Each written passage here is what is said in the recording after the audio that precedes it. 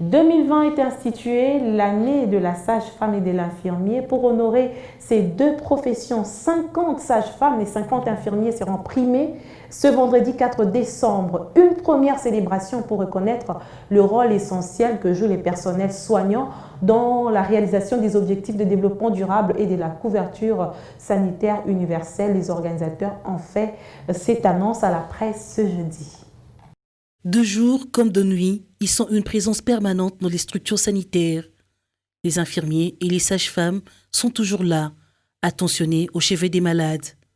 Ce dévouement a retenu l'attention des Nations Unies qui ont dédié l'année 2020 aux professions infirmières et sages-femmes.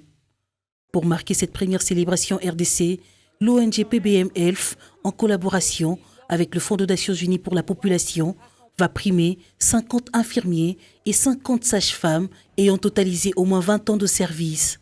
Une façon de reconnaître leur rôle dans la réalisation des objectifs de développement durable et de l'atteinte de la couverture sanitaire universelle. Ce vendredi 4 décembre, à l'hôtel du Fleuve, une cérémonie en l'honneur des sages-femmes et des infirmiers. Et nous allons décorer 100 professionnels de la santé en titre échantillon pour reconnaître leur travail. Face à la presse, l'UNFPA a rappelé le rôle et la situation de ces deux professions RDC, surtout en cette période de crise sanitaire. C'est en reconnaissance aux contributions que ces deux corps ont pour la santé du monde entier et dans ce pays, la santé du Congo, que cette journée a été déclarée. C'est pour assurer le bien-être de toute la population et aussi assurer que ces deux corps qui se dévouent, corps, âme et esprit, soient reconnus dans leur travail. Les infirmiers et les sages-femmes conviés à cette conférence de presse ont salué cette initiative en brossant le tableau de leur situation RDC.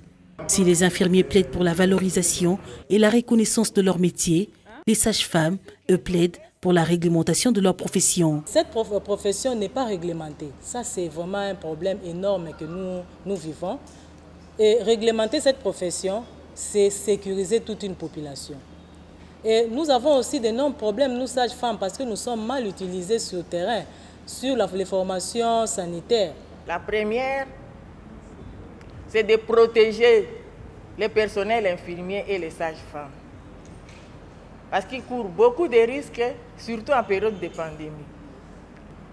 Dire tout haut ce que les infirmières et les sages-femmes font tous les jours sans être connues, sans être valorisées.